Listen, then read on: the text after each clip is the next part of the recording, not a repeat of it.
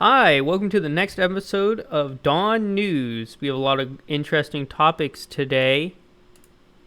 But first I want to go over a few things. Hans here for the comment of the day said November is a good time for the Switch. I wanted to talk about this comment, not only because it was the only comment I had. That was the most recent one. But also because I have an interesting news update on the Nintendo story here. And another topic I wanted to go over was thank you all for watching my live stream yesterday. It was a lot of fun playing Final Fantasy 16 for 24 hours. I'm definitely never going to do that again. It took a lot out of me. I feel like a slog. I feel terrible today, but that's not going to stop me from talking about the news.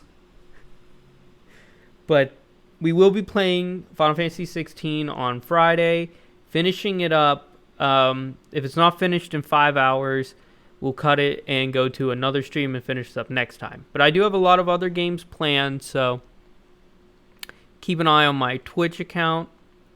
But now that we passed a few opening headlines, let's get into the real headlines.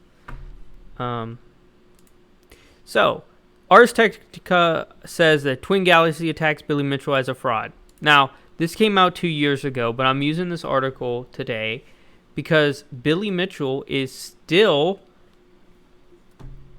butthurt about it. Everything as a fraud. Not only is he a giant fraud for manufacturing Donkey Kong high scores, they said alleged Donkey Kong high scores. They're fake. It's not even alleged. He cheated. He used an emulator. It's been pretty much proven. Pretty much. All the evidence points against him. But he was butthurt so bad about it that he decided to throw copyright strikes with Guinness Book of World Records at YouTubers that cover this story, and I don't think he knows how the internet works, because the more you try to cover something up, the more it's going to get out there. Look at this man with his open mouth. The more it's going to get out there. So I honestly say that good luck to him. I hope he doesn't win, because he's a giant liar, and I'm going to move on. Okay, XQC stands for reactionary content after Twitter class. I just heard about this one. Came out a couple days ago. Mudahar here seems to have had a Twitter clash with XQC. Now, I watch a lot of Mudahar's videos. He actually went for computer science as well, and I think he's an interesting dude. But XQC, I never watched until research for this video, and I agree completely with Mudahar.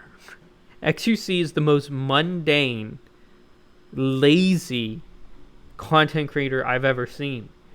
He barely puts any effort. He just sits there with his face in the camera, the most mundane face. He looks and he's like, yeah, that's the video I'm watching. They like to use the word transformative, and that's not transformative at all. He's just uploading other people's videos, like that, honest. But you need to do some more with reactionary content. You got to give hindsight, your opinions, your thoughts on what you're watching. Like, I only plan to do reactionary content for videos my audience send me. Also, open plug, email me or tweet at me your videos, and I will react to them. So, just keep an open mind.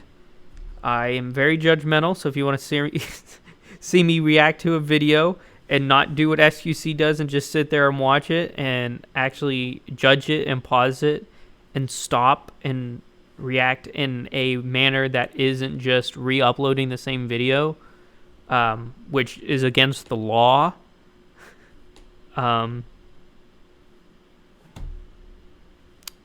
Open plug. I'm plugging myself there. Anyway, let's see what Mudahar here said. Just a shame garbage like this fills the recommendation tab. He's not wrong. You know, I get Sniper Wolf videos and XQC a lot. And look at the most clickbait face I've ever seen. Like, no one does that, right? It's a shame, but I don't think reactionary content's going away. It's very popular, and you at least have to put a good face when you do it, a good public persona or something. Something better than just sit there. All right, let's get into some of the gaming news now that we're done with some YouTuber updates. Xbox is apparently hosting the largest Gamescom booth ever. And you can watch at home. This is interesting. I liked Gamescom. And, you know, I will be watching this probably live. If you want to join me, if it's a live event where they have a bunch of titles, I definitely will be reacting to some of these titles. Like, I'm looking forward to Persona 5 Tactica. I got that pre-ordered. I will be streaming that game eventually. Starfield's coming out. That's exciting. It's not going to be a big... I don't think it's going to be that big of a game like people say it is, because it's 30 FPS, and that's still pretty much unacceptable. In fact, you might have heard my Xbox just make a beep sound, which is pretty funny since I'm recording a news article on Xbox. Moving on. We're going to keep talking about Xbox. Baldur's Gate 1 and 2 are coming to Game Pass. According to Game Pass Tracker over here on Twitter. Or, I'm sorry. X. Thanks, Elon. Big fan of the new X. Now, I get it. X is a infinite value in programming. It can be a placeholder, a variable for anything. And I get the reference. I assume it's a programming reference, and that's kind of neat, right? I like it, what you're going for. But no, don't change the name Twitter right when you bought Twitter. In fact, Twitter's still over here. But I was never a really fan of Baldur's Gate 1 and 2. Kind of like Diablo. I'm not a fan of the original Diablos. They were good, but they just weren't for me. But this is definitely a good thing, since Baldur's Gate 3 is apparently really good. So go check out the two old ones. A lot of people have Game Pass Ultimate, so there's no excuse. I don't personally, because I don't play any digital games. I buy all mine physical, but I went over that in a different news story. So, and the last news article we have for the day is Nintendo could confirm. So this is a rumor. Don't at me for saying if this is false, but this is a rumor. At the end of August. Now, I still believe that November is a good time for the next Nintendo Switch Nintendo console. But if it's revealed here at the end of August, that's pretty dope. And they give you a whole year to, see if you want it. Honestly, I think Nintendo is really pushing the envelope here, because I like that it's at the end of August, but I don't think that's quite a good time. We have such a tight packed schedule. If they release a like a video showing it off in May or March of next year in the spring. That would make more sense in my opinion, but it is exciting to get it here in August. I'm not going to say it's not exciting. Also, I believe this is the first Nintendo console that isn't an idea from the late Iwata. Rest in peace, Iwata. But I am excited.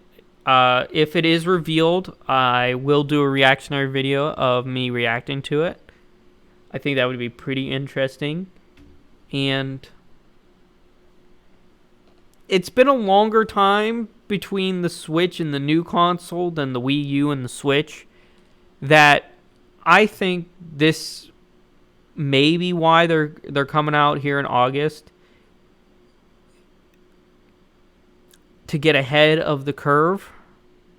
And the problem is with that, I think they still want to sell Nintendo Switches this Christmas season.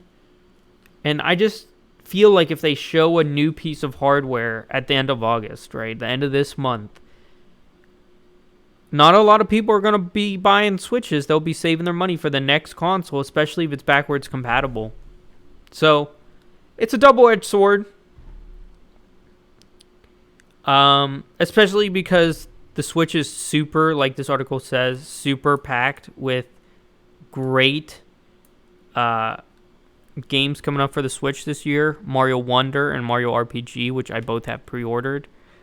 And we'll be playing on Twitch live. Come join me. But self-promotion. I don't know. I'm of two minds if they show it in August. I am. But that's all my news today. I want to thank you all for watching. Come back tomorrow. I'll have some more news for you. And have a great day, everyone.